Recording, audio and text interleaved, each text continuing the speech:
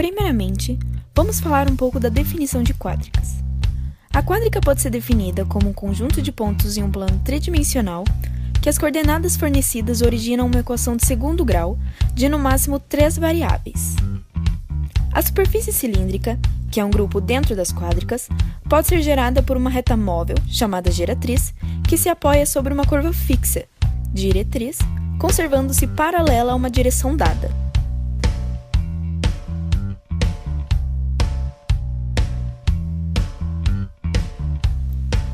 A superfície cilíndrica pode ser circular, parabólica, elíptica ou hiperbólica, conforme a diretriz seja um círculo, uma parábola, uma elipse ou uma hipérbole. Em particular, se a diretriz for uma reta, a superfície cilíndrica será um plano.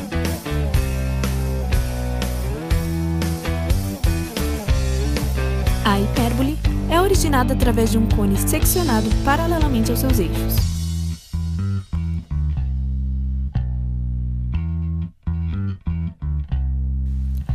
Os cilindros, de forma geral, não possuem uma equação definida. Elas são determinadas de acordo com a diretriz da quádrica. No caso do cilindro hiperbólico, como o próprio nome já diz, assumirá o formato da equação da hipérbole, em que a variável faltante determinará o sentido em que a quádrica percorrerá. Toda quádrica possui elementos que a constituem. No caso do cilindro hiperbólico, se o seccionarmos com um plano paralelo ao eixo que o cilindro percorre, iremos visualizar retas. Pelo contrário, se seccionarmos ortogonalmente ao eixo em que o cilindro hiperbólico está percorrendo, iremos visualizar hipérboles, e esses são os elementos que constituem a nossa quádrica.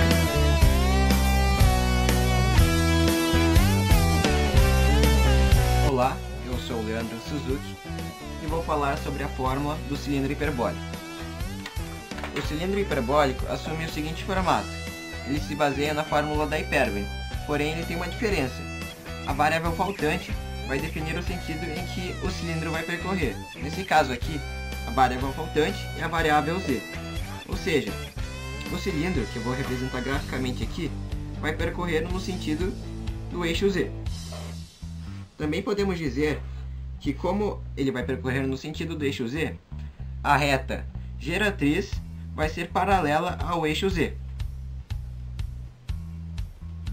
Bom, indo um pouco mais a fundo, eu vou demonstrar aqui o porquê da variável faltante definir o sentido em que o cilindro vai percorrer, o porquê da geratriz ser paralela à variável faltante.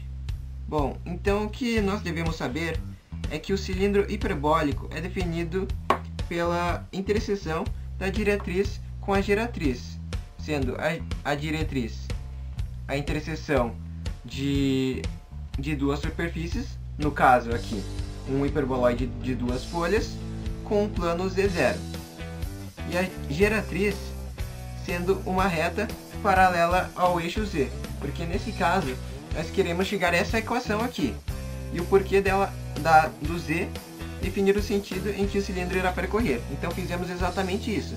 Pegamos uma diretriz, que resolvendo isso aqui, chegaremos a uma hipérbole no plano x0y, e a geratriz sendo paralela ao eixo z, que tendo aqui como vetor 0, 0, 1. Então, exatamente isso que vamos ter. Exemplificando aqui a diretriz. O hiperboloide de duas folhas sendo cortado pelo plano z0. Então temos aqui o hiperboloide sendo cortado pelo plano z igual a 0, certo?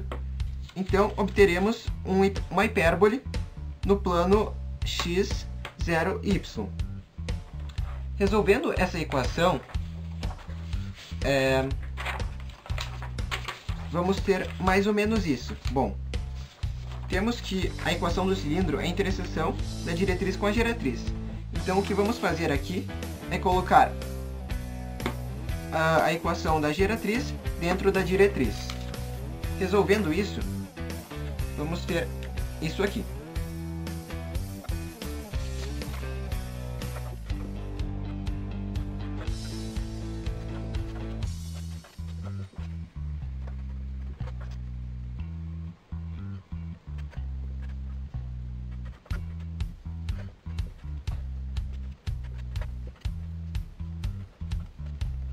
Então, como nós podemos ver aqui na fórmula, nós temos que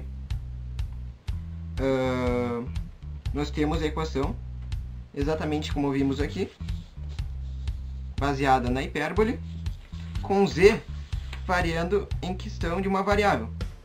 Ou seja, interpretando isso aqui, nós vamos ter assim. Bom, podemos citar z igual a zero, z igual a uma variável. Então, teremos uma hipérbole, correto? Equação da hipérbole no plano z igual a zero, certo? Teremos uma hipérbole aqui. Vamos supor z igual a 1.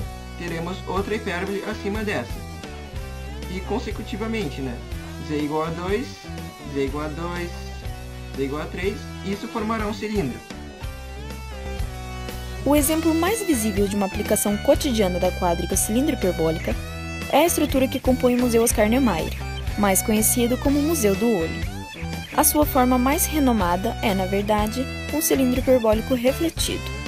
Oscar Niemeyer tem grande reputação por suas formas peculiares em suas composições artísticas. Outra possível aplicação no nosso cotidiano é o Museu Soumaya, localizado no México.